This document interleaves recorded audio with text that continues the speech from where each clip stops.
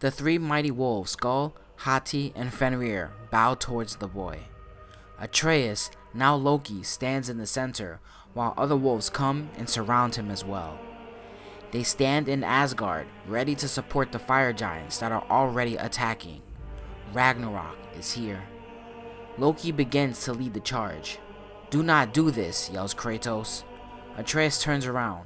Or what? There are consequences to killing a god, boy. Once you start down this path, there is no return. Atreus looks and says, "Father, I no longer need you.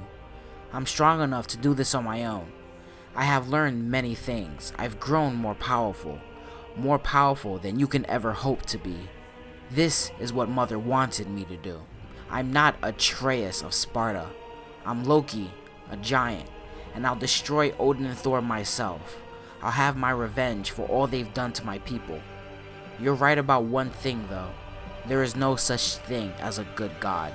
You must all be destroyed." Loki gave a signal, and Fenrir swiped at the god of war, knocking him off the cliff in Asgard, sending him down the lowest parts of the realm. As he was falling, Kratos vowed to get his son back by any means necessary. He's walking straight into a trap. Using his axe against the cliff, he stopped his fall. He started his climb back to the top. This theory stems from the lore Cory Barlog has given us. There is several things he said that point to Atreus being evil. First, I mentioned in my Athena Higher Power video I made years ago on the channel before anyone else, Cory talks about power corruption always being a theme in God of War. Take a look. And that actually allowed her to ascend to a higher realm, and she ended up realizing, oh look, there's more power up here. So it sort of corrupts her a little bit, and then she's sort of, orchestrating the demise of the other gods. A lot of the times the gods were sort of metaphors and stories about the corruption of power, right? When you have that much power, that much sort of absolute control, it's very easy to start sliding, and Kratos was the example of how far he can fall when he's given all of that power. God of War 2 really explored that sense of he really went way off the deep end and became worse than Ares. She was selfless, she died protecting Zeus, right? But in that selfless act, she was the first god to be selfless, and that was allowing her to ascend to a higher plane. She ends up going into a place that is higher than everybody else, and it totally messes with her head.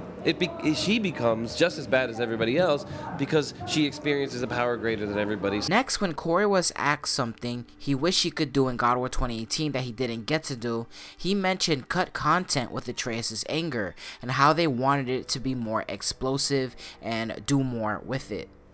The first thing would be Atreus' sort of moment of ego, right? He goes through that period of time where he starts to realize, like, we're gods, like, this is awesome, I can do whatever I want, right?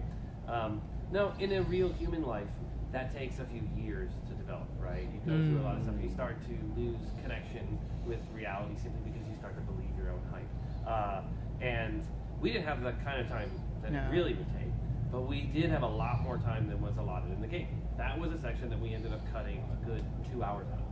So there would have been about 110 minutes, maybe, probably to be fair, of Atreus kind of getting more and more of, as we call, jerk mode. Cory confirms here that because Atreus found out he was a god, that he became full of himself and became more corrupted. This explains why he became evil, basically, during the game. If Atreus does become more powerful as time goes on, he can always be faced with the challenge of being corrupted, as this will follow the theme of God of War. Next topic I want to talk about is him leading the wolves into battle.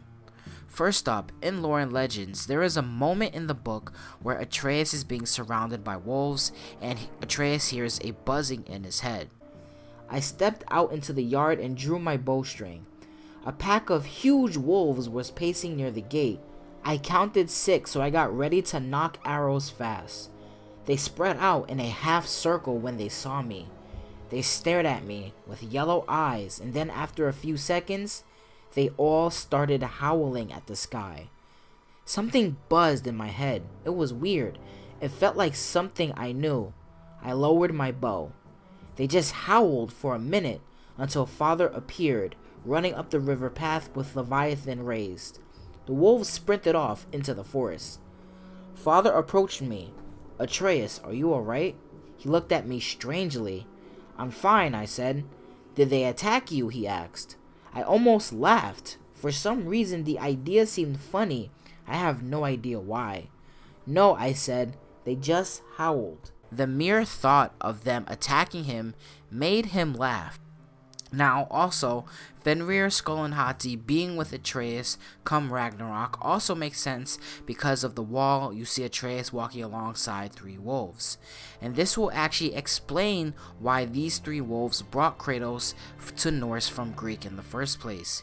They needed him to be the father of Loki, and Loki will eventually lead them in the battle against the gods. Everything seems to be pointing towards Atreus leading this charge into Ragnarok. However, because he has all these new powers and responsibilities that he now understands, it makes him corrupted. Cory Barlog did say in the past that he now has this opportunity to decide who he wants to be. He can be Atreus or he can be Loki. Following the theme of God of War, he might make him corrupted. Maybe he can fight through this. Let me know your thoughts in the comment section down below. I'm gonna be out of here. Thank you guys for listening. Deuces.